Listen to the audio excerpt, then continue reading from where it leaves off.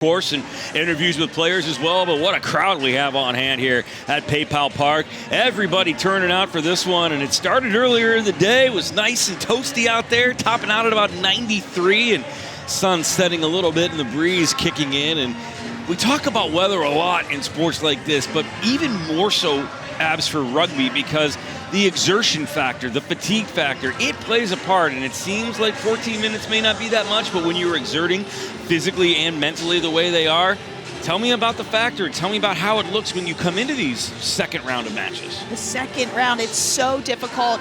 What have you done those last 2 hours to prepare yourself, to rehydrate, to recover? And these women will wanted to put their bodies in the best possible position for their performance in this bronze medal match.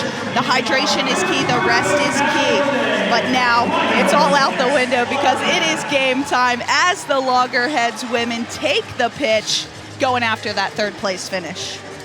So many big names on this side for the Loggerheads, and when you think about the standouts, we can't keep talking about the same ones, but we'll do it anyway. Bese has been so good.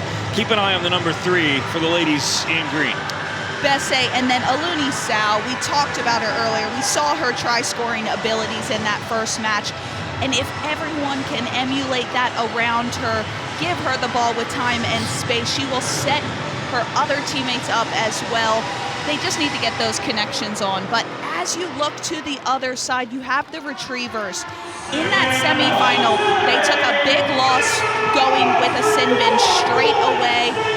Tafuna getting that double yellow card, which will take her out of contention for this match. When you get a red card, you generally face a ban, so she will not take part in this match. That's a big loss for the Retrievers. So can they rally? Can they have someone else ignite their team? Well, they're going to need to, and we've talked about Tafuna. You see her on the sideline. She will be there with her team. She's obviously in the red bib, so not participating in the match, but talk about her presence just there on the sideline and what she's going to be able to bring, because she's a leader.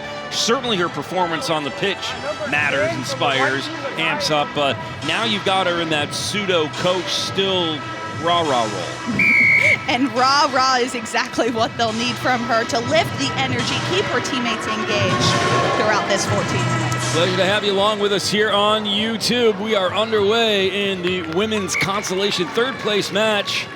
Glad to have you with us here in San Jose, California. Beautiful evening. Half of the pitch shaded, the other half in the sun.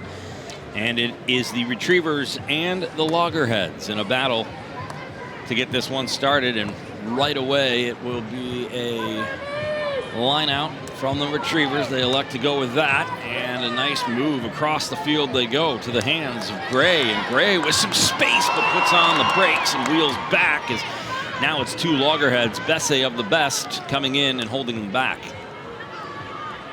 And a little messy ball, but they're able to retain it. I'd love to see them get that ball in Jazz Gray's hand a little earlier. Give her the time to create. She's got some great footwork, and she needs to back herself on the edge. Scoreless just a moment into this match, 1 minute to be exact. As we tick past the 6-minute mark, we understand you don't have the clock graphic on your television screen. We'll keep you updated as best as we can to where we're at on the timing of this consolation match.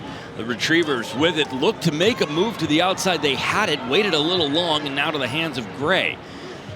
Retrievers playing the East-West game on the pitch at the moment in the hands of the number 5, Hingano. Down into the tackle, picked up by Hingano again and moved to the far side. There will be the whistle, and scoreless with 5:25 here, Abs. Just a little messy, maybe a few jitters creeping in, some nerves, wanting to put their best performance out there. Retrievers giving the ball back there are creating space. The Loggerheads are getting condensed on defense, but they're a little too flat. They're too tight to the defensive line, so they're unable to move the ball to the edge without confronting that defensive wall in green. Things haven't progressed much past one side of the field or the other, and as this scrum gets ready to commence for the Loggerheads, let's send you down to Bree Kim, pitch side. Bree? The Loggerheads just played a long phase of defense, and while they did so pretty well with getting this possession, you saw the energy drop a little bit. Some of the ladies being very gassed, and so you wonder what they're going to do, because for the Retrievers, if you see that, they're going to want to make sure that they can get the attack going, turn over this ball, and get them going and compress them because their energy levels were starting to drop there. Good stuff. Got to pick it up a little bit, and we'll see if that improves with 4:26 to go. Big physical play right there in the middle, and that's a move by Pyrz. She'll take the ball out of that tackle. Chance here into the hands of Naimasi. Just can't quite get across to Bese. Bese gets knocked down. Ball pops loose, but the Loggerheads recover into the hands of Ulunisau. Ulunisau down near side, trying. Got that clock back with 4:02 to go. Now moves to the far side. Loggerheads trying to make a play. Holding with it is Pyrz, not quite sure. Now moves to the left. Pitch across to the hands of Naimasi. And the Retrievers will pick up the recovery and now maintain possession, trying to get it out of their territory. So all of that work by the Loggerheads. Their first burst of offense, and now it won't happen, and it's a clean breakaway, and it will be the Retrievers who will look to score first. Just a solid run down along that far side for Megan Foster. She will find the try zone. Water break needed because it's 5 rip, but a long run all the way down to make it 5 rip with 3:15. A lung-busting run from Megan Foster to open up the scoring in this third-place finish. LoCicero there, just coming across, gets 2 defenders, and then Foster normally setting her teammates up for tries, but gets the long-range try to herself this time around. The conversion will come up short and just left, so the score remains 5-0 with under 3 to play in the first. Disappointing there if you're the Loggerheads. You have all that defense, you get your first burst of offense, and then it's a turnover, and the Retrievers manage to shove it right down your throat. Well played to the Retrievers, finding the space off the turnover. That is one of the most dangerous times in rugby during that transition period, going from attack to D, and you have to align quickly, and Loggerheads just wasn't good enough there, and Retrievers exploited them. Retrievers with the kick, but that will go into touch, no problem. Loggerheads have it. They attempted the quick line out there, but the referee's saying, let's set the line out. So they're gonna have the formal set piece, and a few subs are being made here. Looks like Jess Liu is coming in for Younis Bese. Jess Liu, also a speedster.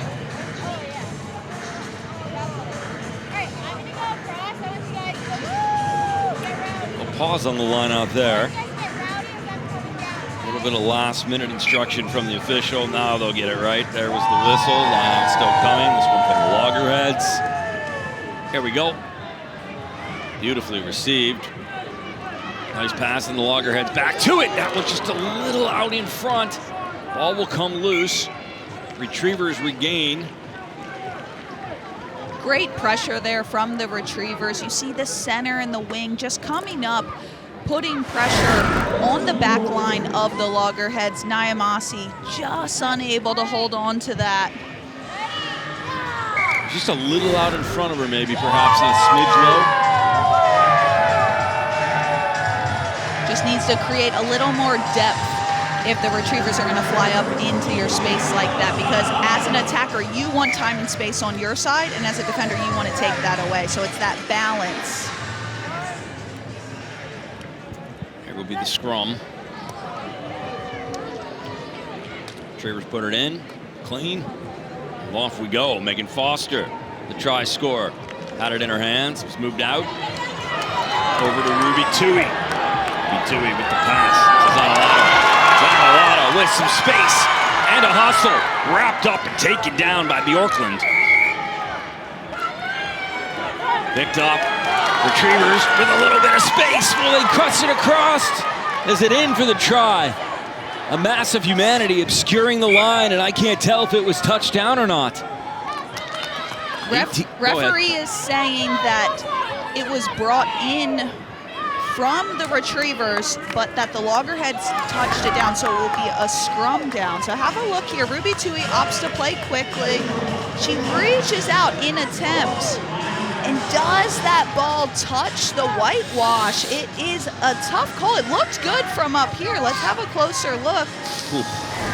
It's really tough to tell, but referee, the man with the whistle, is in charge. He gets to make the calls.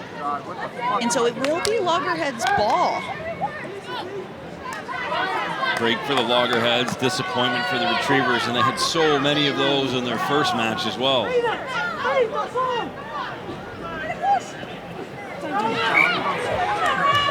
Messy there in the scrum, but again, ball coming straight out of the tunnel, so it's just a reset. So let's just have one more look, a different angle here, reaches, oh wow, and what a great call from the referee. It did stop just an inch short. Is that, yeah. Well done, great placement to call that no try. So close, Retrievers have the ball to that far side, big punch out. Quickly retrieved by Gray, can't hang on, ball moves forward, Loggerheads will jump on it. And that should bring a conclusion to the half. And it will. It remains 5-0 for the Retrievers at halftime, and just a little bit more bad luck for them. And it's been the theme here in San Jose for the team from Cali. Messy on both sides. They actually turned over that scrum and would have had a great opportunity to score, but skills letting them down. They need to move that ball quicker and more cleanly.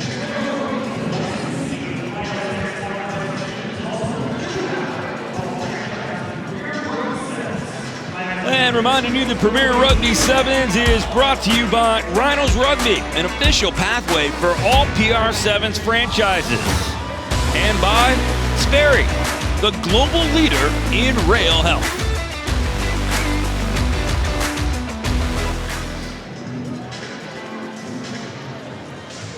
Great to have you here at PayPal Park in the shadow of the San Jose airport, just off the pitch. So if you really kick one, you can take out a 737. Let's go down to Bree. She's got our halftime report.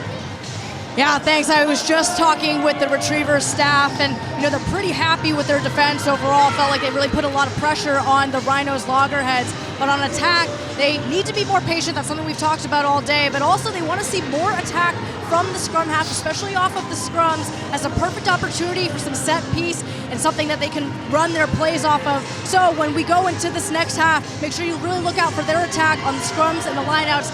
If they can execute that, they think they will give them the edge in this game.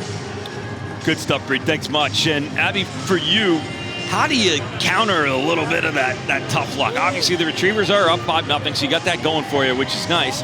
But when you think about it, still a little bit of hiccups here and there, and it's like, oh, I was an inch short of a try, or, oh, I didn't get that call going my way. Again, coming back to that patience factor for me, allow the pressure to build and just set your depth. Both teams playing entirely too flat to the line. You're putting a lot of pressure on your teammates to execute perfect passes, when if you just take a couple of steps back, time and space on your side, and that's what you want as an attacker. Okay, back underway, second half ensuing, and it's quickly the Retrievers' ball. They will kick this one forward, but into touch.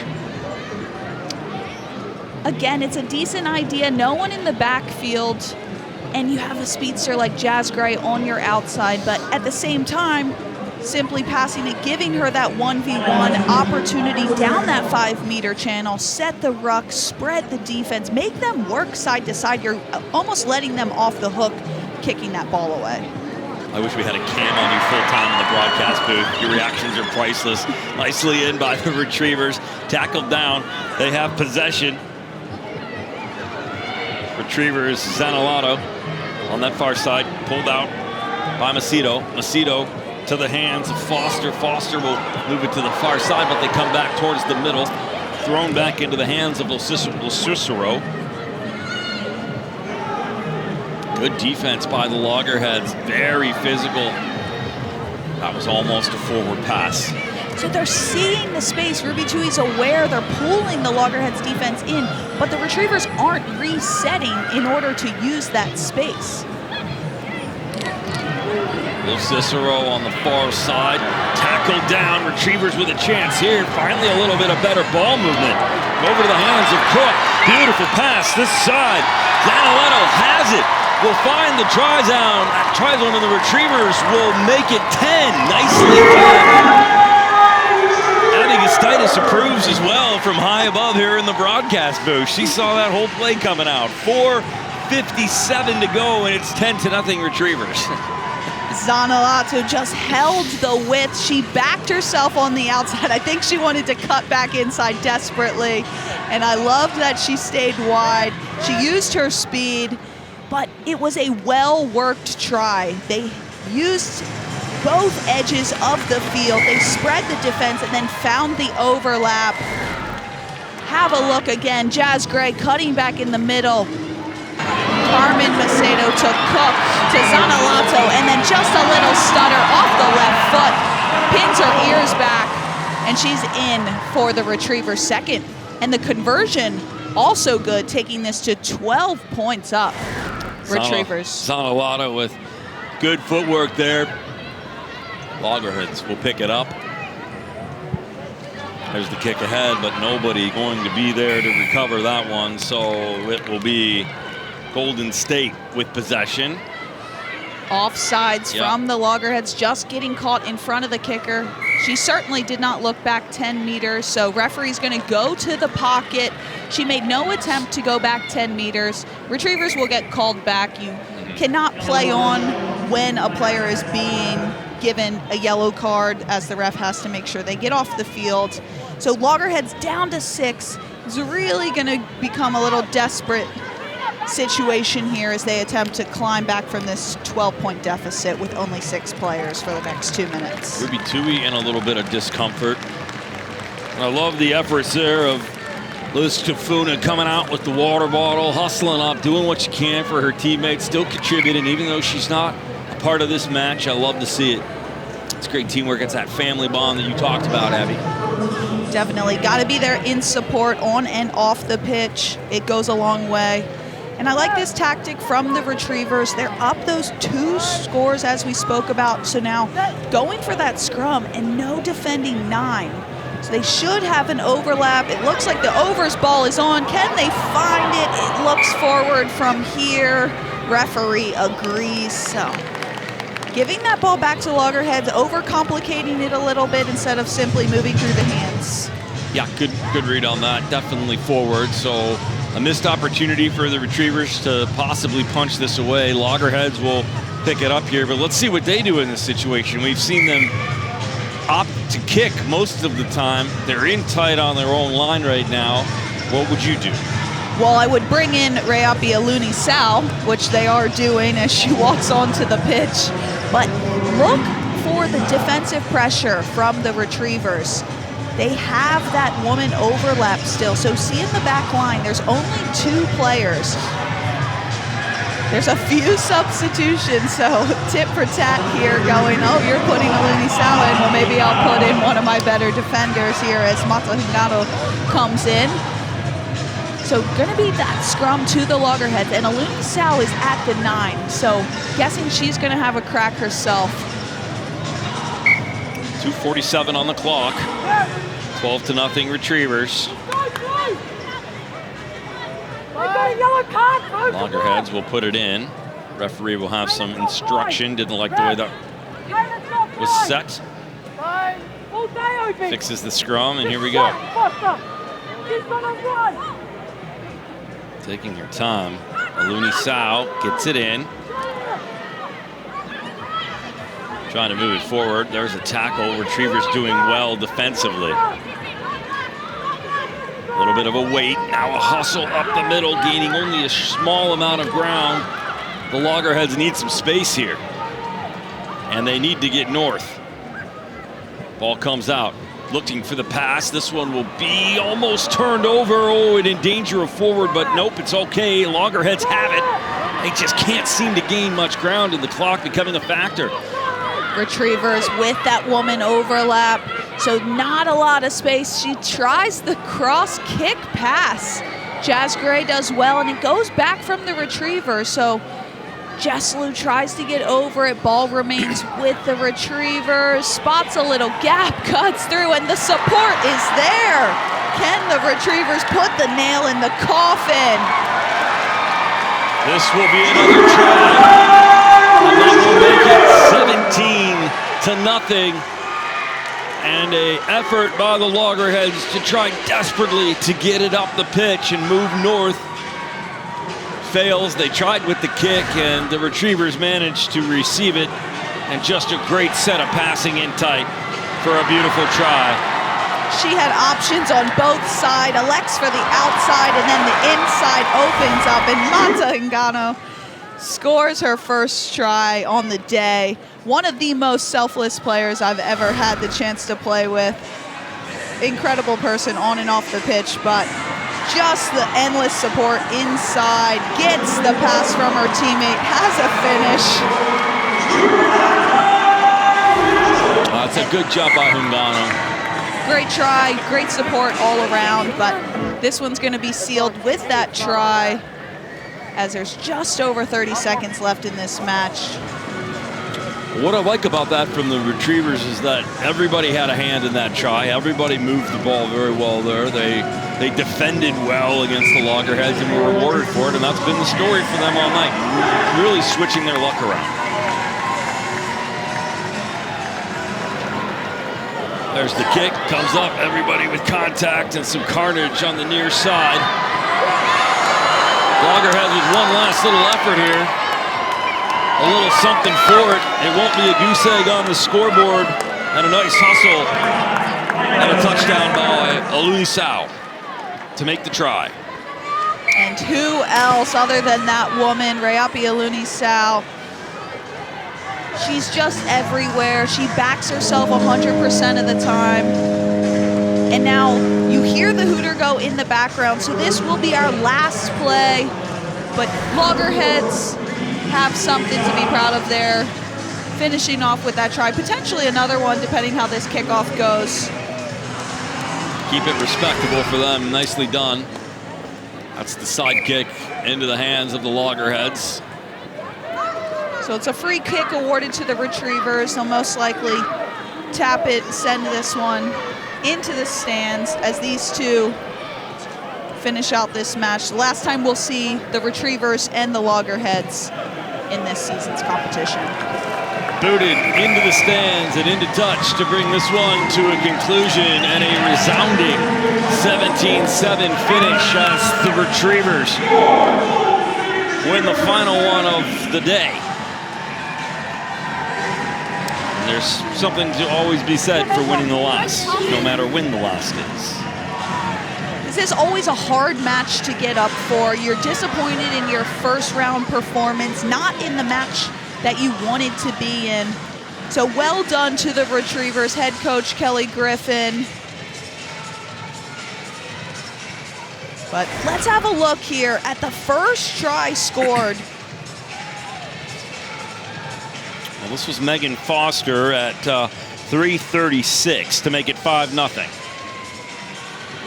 So it was just that drag across from LoCicero. She took out two Loggerheads defenders. She pinned her own as well as Foster. Foster did well to read the space back inside. And when you play a 7-up style of defense, there's no one in the backfield. So once you break that line, you're normally scot-free. So well done to her as we see the celebrations there from the Retrievers, improving upon that semifinal performance earlier on. And then the sportsmanship always present here in the sport of rugby. Well, after Foster, it would be Zanellato and Hingano to put it out to a 17-0 lead for the Retrievers. And then, of course, we saw that final score to make it 17-7. But a great effort by the Retrievers here in this one to come away with the win.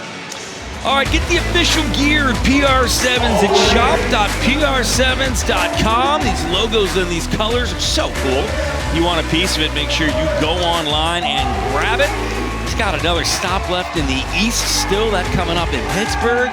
And then, of course, the championship in DC in August, taking the nation's capital by storm. You gotta love that.